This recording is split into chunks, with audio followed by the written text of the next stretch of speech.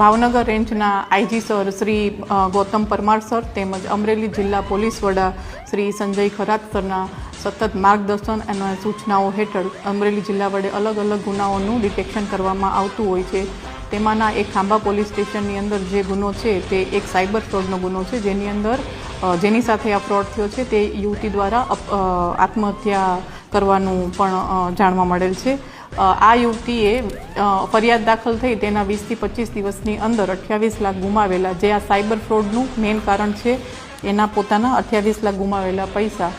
તો આ તપાસની અંદર 2 આરોપીઓની બહારના રાજ્યોથી ધરપકડ કરવામાં આવેલ છે, જેમાંના એક આરોપીનું નામ છે પુષ્કરાજ ધર્મેન્દ્રભાઈ કાનુંગો, ઉંમર વર્ષ છે 25 અને બળવાની મધ્યપ્રદેશના વતની છે। તેમજ બીજા આરોપી છે રોહિત ઉર્ફે જોન અમોલક દાસ રામચંદ્રાણી, જેની ઉંમર 25 વર્ષ છે અને તેઓ જોધપુર રાજસ્થાનના વતની છે। આ બંને આરોપીઓ 7 દિવસના રિમાન્ડ ઉપર છે અને હાલ પોલીસ કસ્ટડીમાં છે।